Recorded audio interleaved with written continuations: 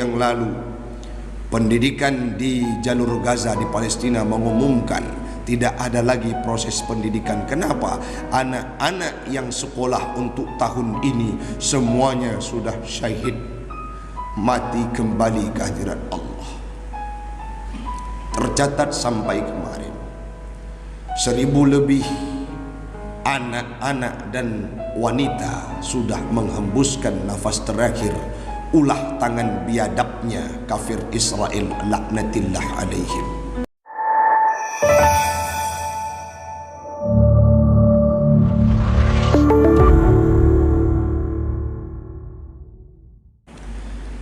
Jamaah sedang solat subuh, sekeyakinan seakidah yang kami muliakan. Marilah kita memuja dan memuji Allah, Empunya alam semesta, Allah yang masih memberikan kita kesempatan untuk bisa hadir ke masjid, melaksanakan ibadah solat subuh berjamaah, dibacakan doa, dibacakan kunut yang termaktub di dalamnya kunut nazilah, doa kepada saudara kita. Diperkenalkan di masjid ini sujud tilawah setiap subuhnya. Itu semua akan didapatkan oleh orang-orang yang diberikan hidayah oleh Allah Ta'ala dan diberikan kesempatan, kekuatan untuk meninggalkan rumah, datang ke tempat yang mulia ini, tidak mengenal ruang dan waktu, ikhlas lillah karena Allah. Selawat dan salam kita hantarkan keharibaan baginda Rasulullah sallallahu alaihi wasallam. Pahitnya kehidupan saudara kita di Palestina, cuplikan kehidupan mereka mungkin saja sudah pernah dirasakan oleh baginda Rasul dulunya. Bagaimana beliau diterpa oleh senjata lawan, mengalir darahnya, tersayat tubuhnya, patah tulangnya, jatuh giginya, copot rambutnya. Sedikit banyak apa yang dirasakan oleh saudara-saudara kita di Palestina hari ini, itu pun pernah dirasakan oleh Nabi akhirul zaman, Nabi saya, Nabi anda dan Nabi kita semua, yakni Nabi Muhammad sallallahu alaihi wasallam. Senantiasa kita bersolawat kepadanya, lebih-lebih dalam nuansa maulid ini. Jangan pernah lupa, jangan pernah kita tinggalkan, minimal seusai solat kita sehari semalam 5 waktu, senantiasa kita bersolawat kepadanya, kepada al dan sahabat beliau sekalian, alim ulama mutaqaddimin dan mutaakhirin yang muktabar kedua-duanya, yang mana ulama mazhab kita, yakni Imam Asy-Syafi'i, Imam Muhammad bin Idris Asy-Syafi'i, beliau lahir di suatu tempat yang sangat mulia, yang sedang terjadinya berkecamuk peperangan, yaitu di jalur Gaza, Askelon, Palestina. Yang kami hormati Imam Syekh Masjid Al-Muttaqin, pengurus masjid, pengurus Jumat Mubarakah, jamaah sedang solat subuh sekeyakinan seakidah yang kami muliakan. Semoga semuanya kita akan dirahmati oleh Allah, diberikan peluang satu waktu untuk berjumpa di yaumil qiyamah dengan Rasulullah dan para syuhada lainnya dalam surganya Allah. Amin, amin ya rabbal alamin. Hamba Allah orang syi'lun adun adau ummi yang lentuan pemulia, Allah berpesan dalam sebuah firman-Nya, surah Al-Baqarah ayat 120, di mana Allah pernah menyampaikan kepada Nabi Muhammad, Bismillahirrahmanirrahim, walan tarda ankal yahud walan nasara hatta tattabi'a millatahum al-ayah. Tidak akan tenang mereka wahai Muhammad, walan tarda ankal yahud, orang-orang Yahudi ini tidak akan pernah damai dan tentram hatinya terhadap engkau wahai Muhammad. Walan Nasara, begitu pula orang-orang Nasrani tidak akan pernah ridha terhadap syariat Islam yang sudah dihadirkan melalui dirimu wahai Muhammad. Kapan mereka baru ridha? Hatta tattabi'a millatahum, sehingga engkau dan pengikut umat Islam ini, Muslim ini, berganti kiblatnya secara berbondong-bondong meninggalkan Islam dan ikut kepada pemahaman mereka.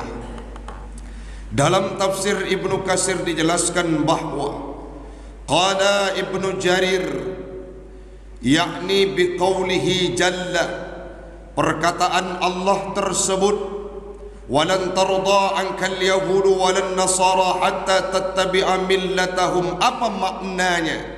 Walaisatil yahudu ya Muhammad, tidak akan ada orang-orang Yahudi itu wahai Muhammad, walan nasara, orang Nasrani, biradiyatin anka abadan, adalah orang-orang yang ridha terhadap dirimu, ridha terhadap agama Islam, ridha terhadap syariat yang sudah diberikan oleh Allah kepadamu abadan, selama-lamanya.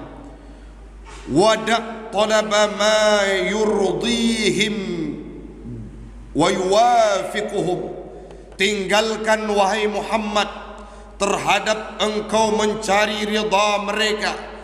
Tinggalkan wahai Muhammad, mereka akan diberikan taufik oleh Allah untuk bersama kita.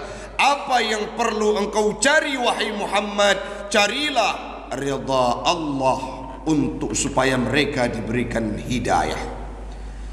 Ini ayat sudah diturunkan 14 abad yang silam.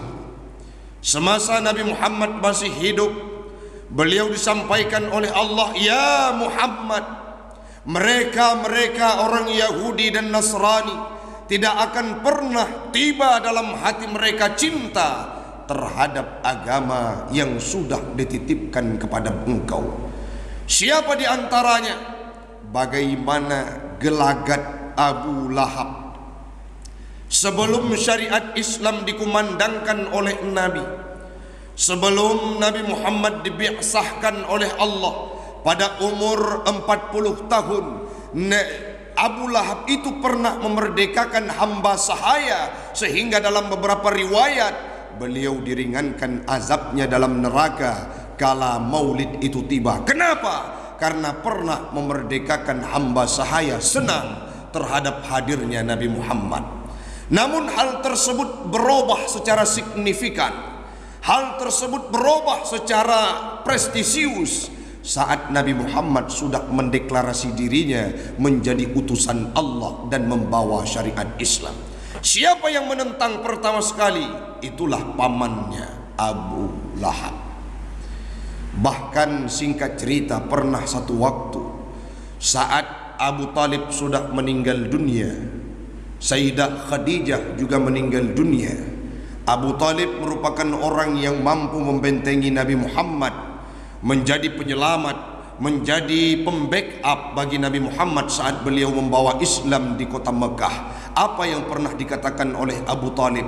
Wahai orang-orang kafirin, musyrikin, Yahudi, Nasrani yang ada di kota Mekah ini, andai kata satu bulu Muhammad jatuh, maka siap tubuhku menjadi tanah untuk membelanya. Abu Talib, Muhammad akan mensuarakan Islam, biarkan, karena itu kebenarannya.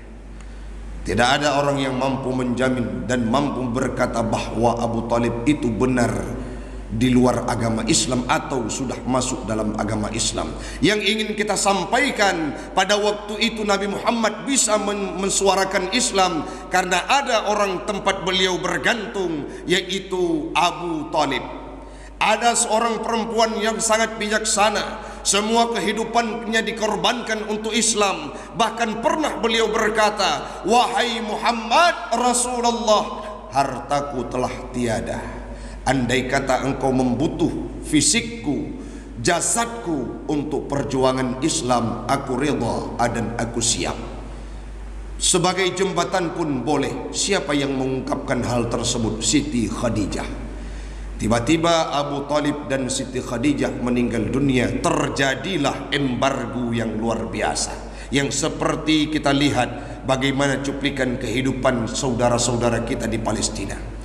Pernah satu waktu Nabi Muhammad itu digojlok, dicaci, dihina, ditempeleng kepalanya oleh seorang Abu Jahal. Jatuh Nabi Muhammad di atas bukit Safa, keluar darah lewat kepalanya, lewat wajah yang mulia. Bahkan saat itu Nabi Muhammad, saat Abu Talib sudah meninggal dunia, Khadijah sudah kembali ke hadirat Allah. Pernah beliau melihat keluarga Yasir yang ditombak perutnya di depan Nabi Muhammad. Kenapa? Karena menganut agama Islam. Apa yang dikatakan oleh Nabi? Sabar wahai keluarga Yasir, aku tidak ada daya dan upaya, tidak punya kekuatan. Insya Allah kita akan berjumpa di surga kelak. Itu tubuh keluarga Yasir ke Nabi. Nabi gelewat ru imada gekli, ya keluarga Yasir, kita akan berjumpa di surga kelak. Ada seorang anak yang diusir oleh orang tuanya, tidak diberikan bekal. Anak yang masih seumuran SD tidak diberikan bekal, tidak diberikan jajan. Kenapa? Karena dia ikut keyakinan Nabi Muhammad, sehingga dia hidup dalam kelaparan sebatang kara. Apa yang Nabi sampaikan? Sabar, berat ujian yang diberikan oleh Allah Ta'ala kepada Islam ini, insya Allah balasannya adalah surga. Paman Utsman bin Affan dibakar tangannya dalam anyaman yang terbuat dari pelepah kurma. Beliau kondisi lagi hidup sehat, dirampas tangannya oleh Yahudi Quraisy, dibakar dalam anyaman yang terbuat dari pelepah kurma. Menangis, melirih kesakitan. Nabi Muhammad berkata, insya Allah semuanya itu akan dibalas oleh Allah dengan kebaikan. Apa yang perlu kita korelasi dengan sejarah yang terjadi terhadap di Palestina hari ini? Mungkin saja di antara kita tidak bisa berangkat ke sana, Bu, Pak. Dengan kualitas pemahaman, latihan, cara berperang kita yang masih kurang. Kita tidak tahu bagaimana kokang senjata. Kita tidak bisa hadir ke sana untuk berperang. Kenapa? Karena tidak punya ilmu. Ada sahabat Nabi yang tidak berperang. Siapa? Utsman bin Affan. Beliau merupakan seorang sahabat yang tidak pernah terjun ke medan perang, tetapi Allah, Nabi pernah berkata, Utsman bin Affan merupakan salah satu sahabat yang dijamin masuk surga. Kenapa? Menjadi fasilitator, menjadi investor, orang kaya yang dermawan, memberikan semua hartanya untuk disumbangkan di jalan Allah. Ubina harta, senjata perang, persiapan perang, mediator perang, fasilitas yang diberikan oleh Utsman bin Affan itu menjadikan beliau sebagai salah satu sahabat yang menghuni surganya Allah. Itu juga yang perlu kita terapkan dalam kehidupan hari ini. Tengku han mungkin kamu jauh Palestina, ada harta-harta terbaik kita sumbangkan. Cari tempat yang tepat sasaran, berikan investasimu kepada mereka. Siapa tahu harta yang engkau berikan akan bermanfaat untuk anak-anak yang ada di Palestina.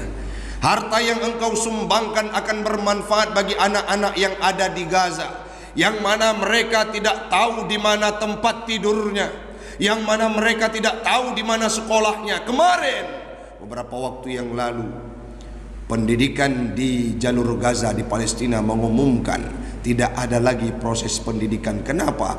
Anak-anak yang sekolah untuk tahun ini semuanya sudah syahid, mati kembali ke hadirat Allah. Tercatat sampai kemarin 1000 lebih anak-anak dan wanita sudah menghembuskan nafas terakhir ulah tangan biadabnya kafir Israel, laknatillah alaihim. Rasul berpesan dalam sebuah hadis yang diriwayatkan oleh Imam Bukhari dan Muslim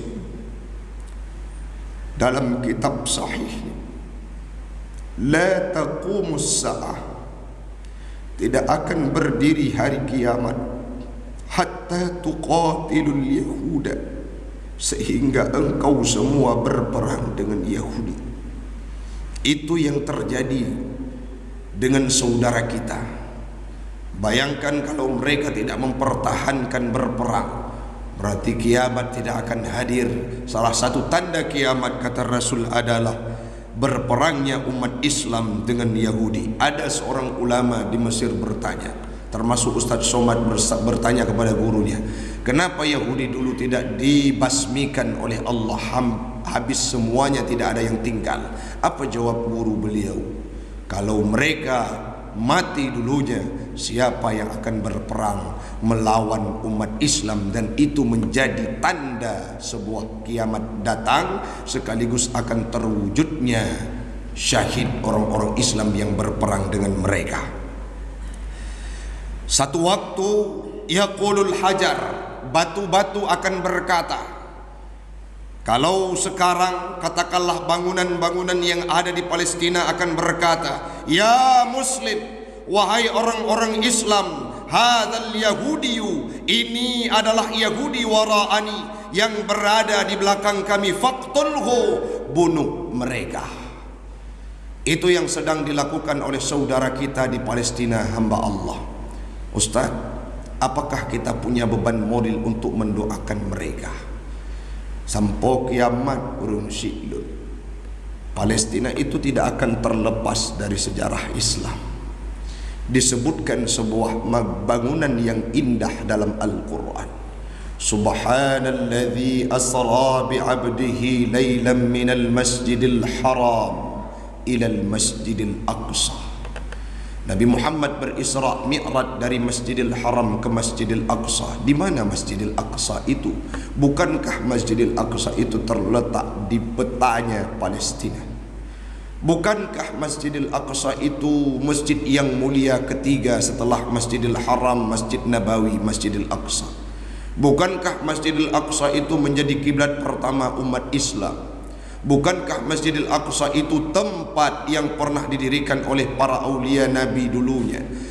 Palestina itu merupakan tanah Anbiya. Palestina itu merupakan tanahnya para ulama-ulama mazhab, para ulama-ulama kita, yakni salah satunya adalah Imam Asy-Syafi'i. Bagaimana tidak punya beban moral untuk kita mendoakan mereka?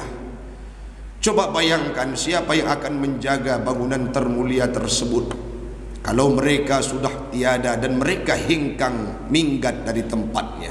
Ada orang yang berpendapat orang Israel, orang Palestina itu salah sendiri. Kenapa mereka masih berdiam diri di sana?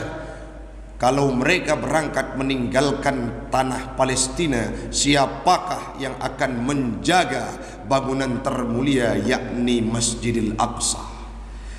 Yang selanjutnya, Israel itu merupakan musafir, orang yang hijrah, bukan tanah mereka Palestina. Dalam syarah hadis ada pendapat ulama, orang-orang Yahudi itu mereka berpegang kepada mitos semata. Mereka yakin akan datang Mesias, juru selamat. Siapa Mesias itu? Dajjal dalam bahasa Islam. Datang, mereka turun di Palestina, di Yerusalem, akan dijanjikan ardul mi'ad, tanah yang dijanjikan kepada mereka. Di sana terletak sebuah kerajaan Temple of Solomon yang mereka yakini di bawah Masjidil Aqsa yang akan digali dan dirusak. Ada sebuah bangunan yang ditinggalkan oleh Solomon alias Nabi Sulaiman dalam pemahaman kita.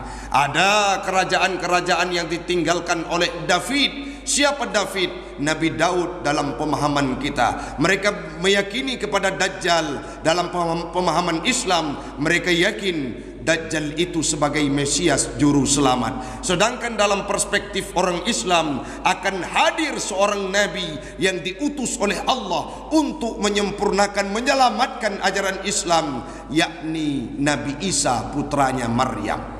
Mereka akan berperang di tempat tersebut sehingga datanglah kiamat nantinya.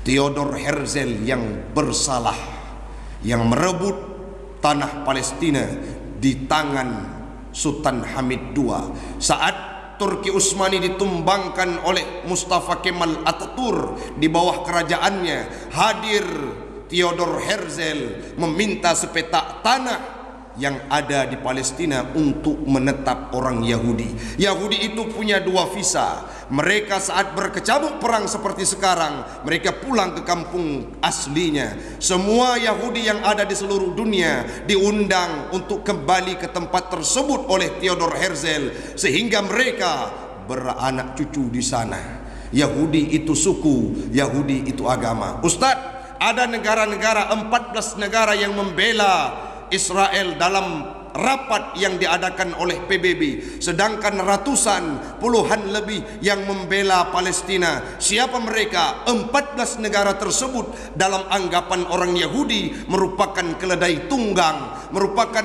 jembatan, merupakan orang yang menjadi jembatan bagi mereka untuk menjalankan misinya.